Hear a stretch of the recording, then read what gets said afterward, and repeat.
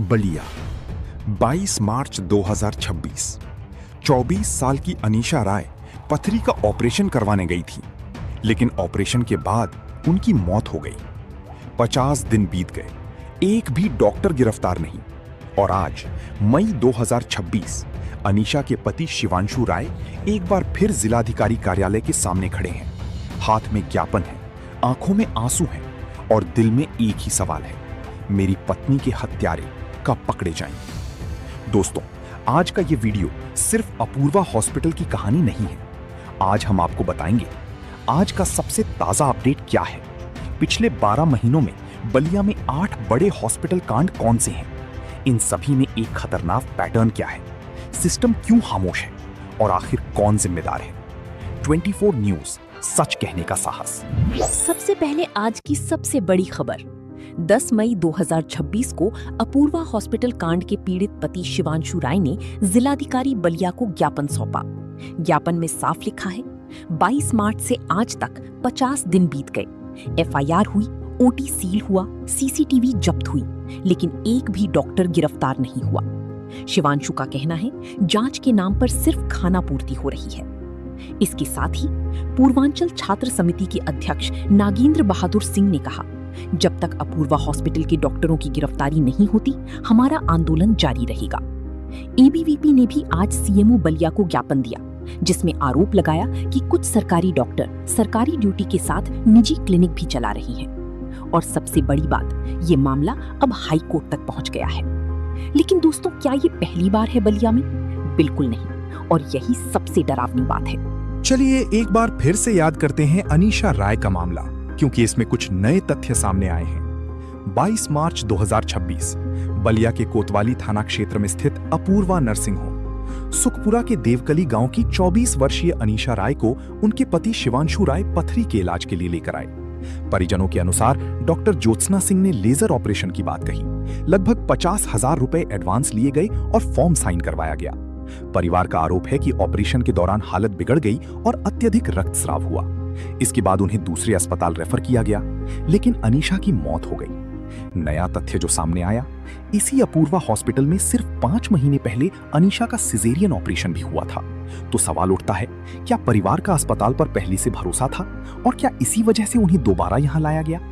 FIR में 5 नाम दर्ज हैं, doctor Jyotsna Singh, doctor Apurva Singh, doctor Deepak Singh, doctor Rohan Gupta, doctor Sanjay Singh. परिजनों का आरोप है कि अस्पताल प्रबंधन की गंभीर लापरवाही ने एक और जान ले ली। ओटी सील हुआ, सीसीटीवी जब्त हुई, लेकिन एक भी गिरफ्तारी नहीं। दोस्तों, अगर आपको लगता है कि बलिया में इंसाफ मिलना चाहिए, तो अभी इस वीडियो को लाइक करें, और अगर आप चाहते हैं कि ये खबर हर बलिया वासी तक पहुंचे, तो शेयर करें, व्हाट्सएप पर, फेसबुक पर, हर जगह। नेक्स्ट 24 न्यूज को सब्सक्राइब करें, बेल आइकन जरूर दबाएं।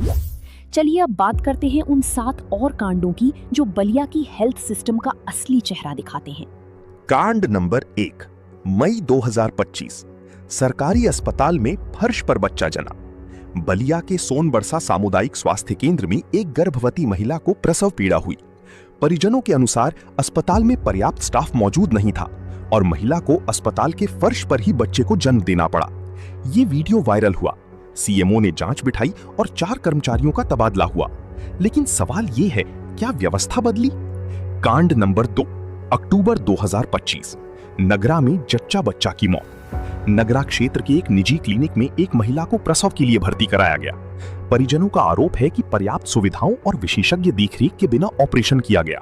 नतीजा, मां और नवजात दोनों की मौत। एफआईआर हुई, कुछ गिरफ्तारियां भी हुई, लेकिन क्षेत्र में ऐसे अस्पतालों पर सवाल लगातार उठते रहे। कांड नंबर 3, फरवरी 2026, फर्जी अस्पताल में प्रसूता की मौत। बलिया में एक कथित फर्जी अस्पताल में एक प्रसूता महिला को भर्ती कराया गया। ऑपरेशन के बाद महिला की मौत हो गई। स्थानीय रिपोर्ट्स के अनुसार घटना के बाद डॉक्टर और स्टाफ मौके से फरार हो गए। मामले में एफआईआर दर्ज हुई। कांड नंबर 4, मार्च 2026, पूर्वांचल हॉस्पिटल मामला। रिंकू देवी को सिजेरियन ऑपरेशन के लिए पूर्वांचल हॉस्पिटल में भर्ती कराया गया। परिजनों का आरोप है कि ऑपरेशन के दौरान लापरवाही हुई, जुड़वा बच्चियों की मौत हो गई।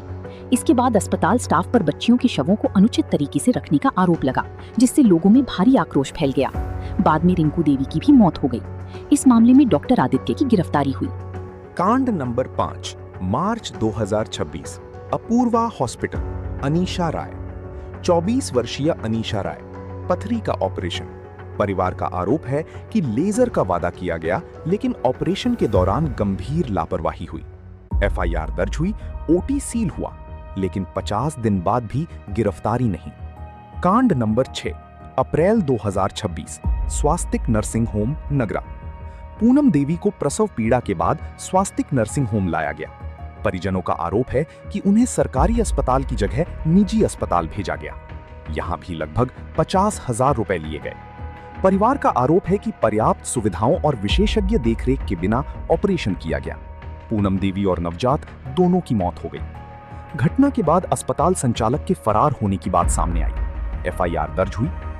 कांड नंबर 7, अप्रैल 2026, एम्बुलेंस में पेट्रोल खत्म। बलिया में एक गंभीर मरीज को एम्बुलेंस से अस्पताल ले जाया जा रहा था।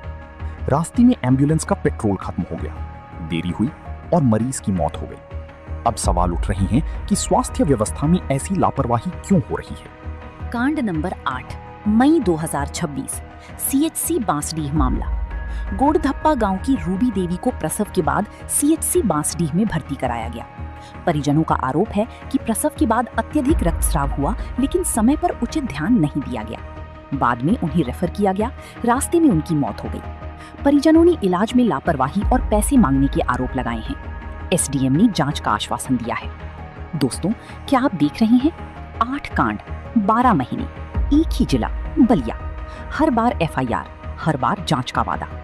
अगर आप ये खबर हर बलियावासी तक पहुंचाना चाहते हैं तो इस वीडियो को अभी शेयर करें, सब्सक्राइब करें नेक्स्ट 24 न्यूज। दोस्तों, अब सबसे जरूरी बात, ये 8 कांड कोई कोइंसिडेंस नहीं है। इनमें एक खतरनाक पैटर्न दिखाई देता है। पैटर्न नंबर 1, अवैध अस्पतालों पर सवाल।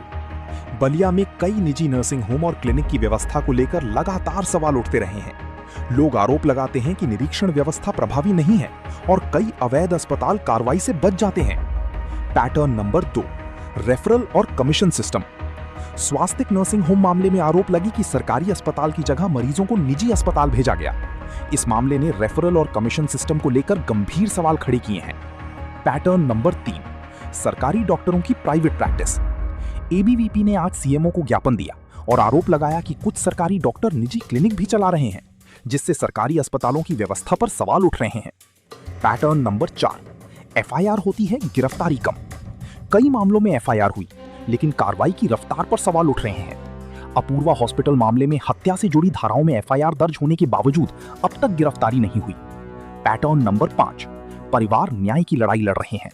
लगभग हर मामले में पीड़ित परिवारों ने प्रदर्शन किया, ज्ञापन दिया और न्याय की मांग उठाई, लेकिन वे अब भी कार्रवाई का इंतजार कर रहे हैं।